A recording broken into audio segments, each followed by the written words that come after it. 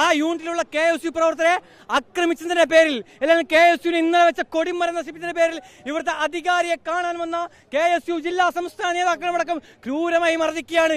ഇവിടെയാണ് ഇവരുടെ സ്വാതന്ത്ര്യം, ജനാധിപത്യം, സോഷ്യലിസം.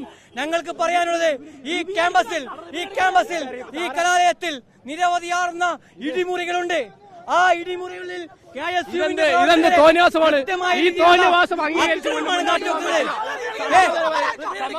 ക്യാമ്പസിനകത്ത് KSU നേതാക്കന്മാർക്ക് കയറാൻ വേണ്ടി പാടില്ല എന്ന് പറയാൻ, അങ്ങനെ ഒരു തിട്ടൂര പറക്കാൻ ഇവിടെയുള്ള SFIക്കാർക്ക് എന്ത് അധികാരമുള്ളത്? ഇവിടെ ഇടിമുറികളുണ്ട്. ഇതൊക്കെ തുറന്നു കാട്ടാൻ വേണ്ടിയിട്ടാണ് നമ്മൾ ഈ ക്യാമ്പസിനകത്തേക്ക് കടന്നു വന്നിട്ടുള്ളത്. ഈ ക്യാമ്പസിനകത്ത് കഴിഞ്ഞ ദിവസം ഒരു ഇൻസ്റ്റാഗ്രാമിൽ കമന്റ് ഇട്ടു എന്നതിന്റെ പേരിൽ ഒരു വിദ്യാർത്ഥിയെ തല്ലിയ ഇടിമുറികൾ ഈ ക്യാമ്പസിനകത്തുണ്ട്. അതൊക്കെ പൊതുസമൂഹം അറിയണം. മറ്റൊരു യൂണിവേഴ്സിറ്റി ക്യാമ്പസാണ് ഈ കണ്ണൂർ ITI. ഇതുപോലെ ITI ക്യാമ്പസിന്റെ അന്തരീക്ഷം ഇനിയും മാറേണ്ടതുണ്ട്. ഈ കാരണമായി മൃഗീയമായി മർദ്ദിക്കുന്നു എന്നതാണ് ഈ KSU നേതാക്കൾ ഇപ്പോൾ ഉയർത്തുന്ന ആരോപണം. KSUവിന്റെ യൂണിറ്റ് പ്രസിഡന്റ് ഈ ക്യാമ്പസിനകത്താണുള്ളത്. ക്യാമ്പസിനകത്ത് SFIക്കാർ വളഞ്ഞിട്ട് ഇപ്പോഴും ആ വിദ്യാർത്ഥിയെ മർദ്ദിക്കുകയാണ് എന്നുള്ളതാണ് ഇപ്പോൾ ഉയർത്തുന്ന ആരോപണം. ഇപ്പോൾ ആക്രമിച്ചുകൊണ്ട് മുഹമ്മദ് റിബിൻ അവിടെ കിടക്കുക. ഈ പോലീസാണെങ്കിൽ നോക്കി നിൽക്കുകയാണ്.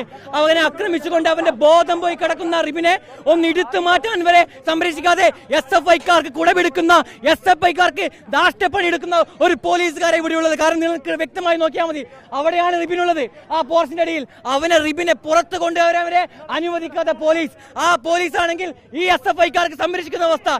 ഇത് കണ്ണൂർ ജില്ലയിലാണ് നടക്കുന്നത്. പിണറായി വിജയൻ നടക്കുമ്പോൾ എങ്ങനെയാണ് ഈ നാട്ടിലെ പൗരന്മാർ മുന്നോട്ട് പോകുക? ഇല്ലില്ല.